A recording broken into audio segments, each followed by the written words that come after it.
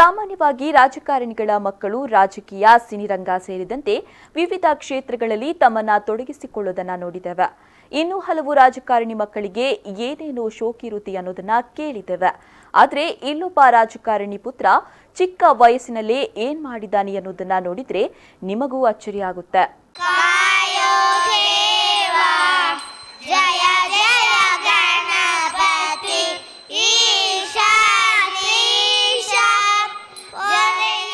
ಹೌದು, ಉಡುಪಿ ಶಾಸಕ ರಘುಪತಿ ಭಟ್ಟರ ಮಗನೊಬ್ಬ ಹರಿಕತೆ ಮಾಡಿದ್ದಾನೆ.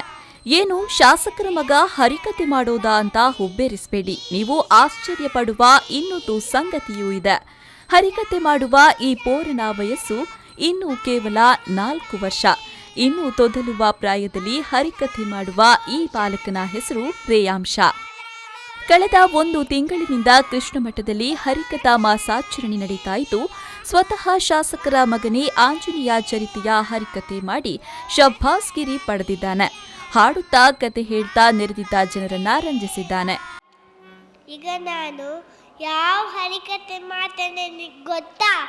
ಗೊತ್ತಿಲ್ಲ, ನಾ ಹೇಳ್ತೇನೆ ಕೇಳಿ. ಭತ್ತ ಹನುಮನ ಕತೆ, ವೀರ ಹನುಮನ ಕತೆ, ಧೀರ ಹನುಮನ ಕತೆ, ಬಲವಂತನ ಹನುಮನ ಕತೆ ವಜ್ಜನೆ ಹೇಳ್ಕೊಡ್ತಾನೆ. ಜಯ ರಾಮ್ ಜಯ ಜಯ ರಾಮ, ಶ್ರೀರಾಮ ಜಯ ರಾಮ ಜಯ ಜಯ ರಾಮ, ಶ್ರೀರಾಮ ಜಯ ರಾಮ ಜಯ ಜಯ ರಾಮ, ರಾಮ ಜಯ ರಾಮ ಜಯ ಜಯ ರಾಮ.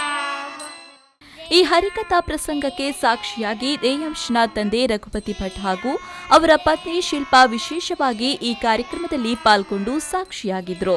ಅದೇನೇ ಆಗಲಿ, ಎಲ್ಲ ರಾಜಕಾರಣಿ ಮಕ್ಕಳು ಓದು, ರಾಜಕೀಯ, ಸಿನಿಮಾ ಎಂದೆಲ್ಲ ವಿವಿಧ ರಂಗಗಳಲ್ಲಿ ಮಕ್ಕಳಿಗೆ ತರಬೇತಿಯನ್ನ ಕೊಡಿಸ್ತಾ ಇದ್ರೆ, ಉಡುಪಿ ಶಾಸಕ ರಘುಪತಿ ಭಟ್ ಅವರು ತಮ್ಮ ಮಗನಿಗೆ ವಿಶೇಷವಾದ ಕಲೆಗೆ ಪ್ರೋತ್ಸಾಹ ನೀಡಿದ್ದಾರೆ.